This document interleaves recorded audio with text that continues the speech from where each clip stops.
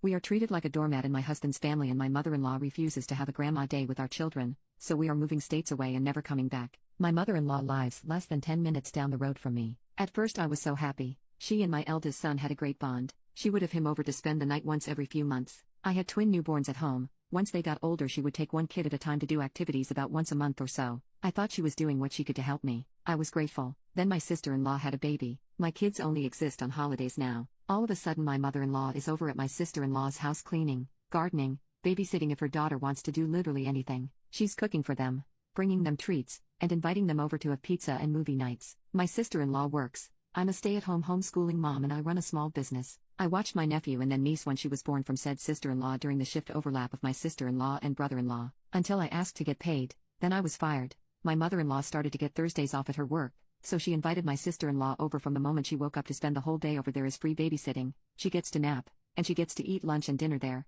and gets a lunch packed for her night shift job. They call it Grandma Day. After 4 years my now 4 kids are wondering why only their cousins get Grandma Day. My husband and I talked. It really bothers him that his mother treats his sister like a princess, but treats him like he only exists if he can do something for her. We agree to give her one last chance and to spread it all out for her to see our side. We've tried before, but she always changes the conversation. We tell her about the kids asking about having a Grandma Day. She looks aghast, says she has no more time to give. I said I'm not asking for an additional day, but that my kids love her and we could go every other week and take turns. She shuts me down right away, says she's probably not going to do Grandma Day anyway as she's getting too busy. This was Easter. Not one Grandma Day has been missed except for vacation, which she went with them on to babysit. She was disgusted. I asked, but I don't think it's fair to my kids. I'm not asking even half of what she's freely offering to my sister-in-law. I feel like she's punishing me and my kids for me being a stay-at-home mom. My choice, my consequence. But my sister-in-law works. Shouldn't that be her choice or consequence? Now they, my mother-in-law, her 2 daughters and my brother-in-law, are all treating us like we were the offer asking.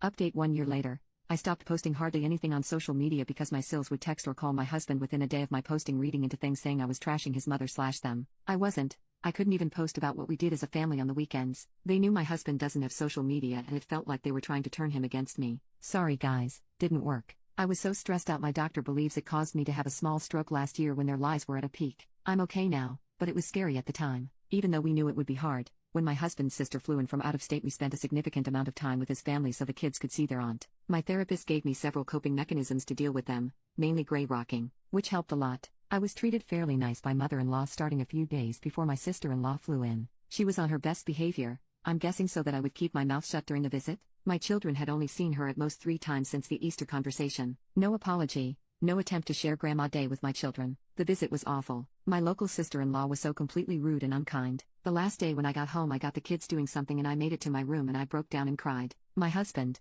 who had to work the 3rd shift this whole time, woke up and comforted me. He didn't want to even go and say his goodbyes to his sister-in-law that night, because of their collective behavior, but I told him that it was just one more piece of ammunition they would use against us, so we went. About a month later I wrote an unrelated caption on a picture about how healing hurts. Nothing personal, just how when you grow you see things a bit clearer and how it can hurt, but that it's worth it in the end. My husband's sister who lives far away started texting him and me the next day about how that's a slam to their mother. I have never once said anything bad about my mother-in-law to anyone ever. The most I ever did was post anonymously here on Reddit or talk to my husband. So guilty consciences read into it. My husband brought up how he agreed with my post, and that he felt the same way. She went nuclear. That conversation ended their relationship. In this time they saw my Reddit page because I wasn't hiding anything and wanted her to know our side, seeing as she had only heard one side. She still took mother-in-law and sister-in-law's side. Baffling. I know. Thanksgiving is cancelled. Lol. My husband got a text from his mom that she was canceling Thanksgiving. He called her bluff and said she didn't have to cancel just to hide the fact that she would still have her golden child and her family over. We just wouldn't come.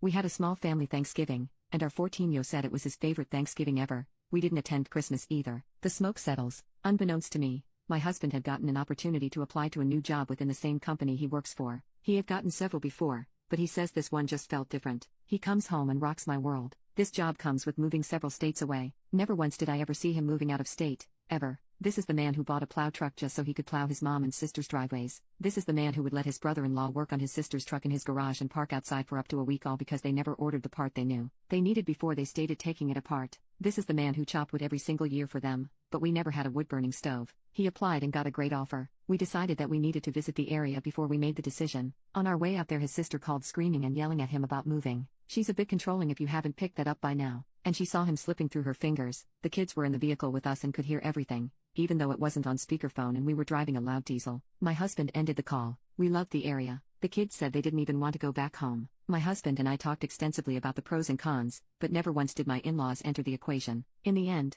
I told him that it was his decision and that I would make it work no matter what he felt was right. He accepted, and we went home. My husband told his mother the day after we got home. She already knew from sister-in-law, but he had to officially her himself, told her we had several months to get our house ready to sell and that he would like for her to visit us out there. She said okay. Over the next few months, she stopped over 3 times for a few minutes at a time, because she was driving by and saw us out there. She dropped off our Christmas presents so that we could take them with us, proving to my husband that she has never had any intention of ever coming to see and support him. I am banned from sister-in-law's house because this is all my fault. She then invited my whole household to my niece's birthday party except for me. This is the niece and nephew I used to watch for free for 3 years until I asked to be paid and then was fired. Story on my page. My husband put the invitation on the fridge so that our kids could see how petty their aunt was being. She dared to text him for an RSVP and he told her that if I wasn't invited, then none of us were invited. We list our house. Sister-in-law is pissed that at the price husband informs me, thinking it's way too high. We sell it for even more. Lol. We have a going away party. Mother-in-law and sister-in-law show up just to save face. It was so comical seeing them try to pretend they know anything about what we've been doing,